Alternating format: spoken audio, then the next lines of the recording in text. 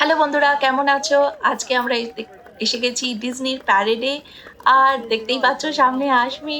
মানে এই ব্যাপারটা বেশ ভালো করেছে, সব বাচ্চাদের ফার্স্টে ডাকলো ওরা আর সবাইকে একটা রাউন্ড করে গোল করে ঘোরালো। তো বাচ্চারা ভীষণ এক্সাইটেড হয়ে গেল, কারণ যতই হোক ওই প্যারেডে এবার সব এই কার্টুন ক্যারেক্টারগুলো হাঁটবে। তো তার আগে বাচ্চাদের হাঁটানোটা বাচ্চারা ভীষণই খুশি হয়ে গেছিলো।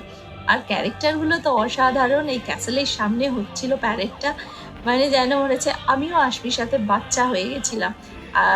আর সবাই তো কি জোরে চিল্লাচ্ছে, এ করছে, সব প্রত্যেকটা ক্যারেক্টার দেখছে। আমিও মানে সত্যি আশমির সাথে আমিও ছোট হয়ে গেছিলাম, কারণ এই ক্যারেক্টারগুলো আগে এত ক্যারেক্টার তো অবশ্য আমরা দেখিনি। তবে যাই ক্যারেক্টার দেখেছি সেগুলো ওই বইয়ের পাতায়, না হলে হচ্ছে ওই একটা দুটো টিভিতে, কারণ এত তো তখন টিভির নানা রকম চ্যানেলও ছিল না, প্লাস এত রকম প্ল্যাটফর্মও ছিল না।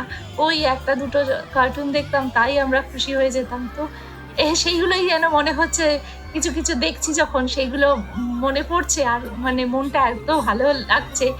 আর প্রচুর ভিড়, মানে কাতারে কাতারে লোক এসেছে। মানে কখনো তো খালি মনে হচ্ছে যেন আসবি না হারিয়ে যায়, এত ভিড়। আর এই দেখো সিন্ড্রেলার এই ঘোড়াগুলো, উফ! এইটা দেখে না সত্যি আমার যেন সেই ছোটবেলার কথা মনে পড়ে যাচ্ছে। ছোটবেলায় এরকম বইয়ের পাতায় দেখতাম যে এই গাড়িটা রয়েছে আর এই ঘোড়াগুলো, মানে এটা দেখে আমি সত্যি মানে একদম ভাবুক হয়ে গেছিলাম। কারণ সিন্ড্রেলার ব্যাপারটা অনেক ছোটবেলা থেকেই রয়েছে। আর এই দেখো বিউটি অ্যান্ড দ্য বিস্ট এর সেই বিস্ট।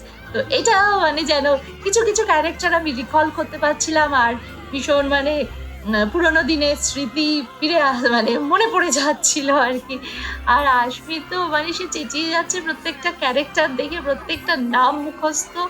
এমনি দেখো না, এমনি পড়াশোনার বেলা এত মুখস্থ হয় না, কিন্তু এই কার্টুন ক্যারেক্টারগুলো একদম দেখছে আর মানে চেঁচিয়ে উঠছে।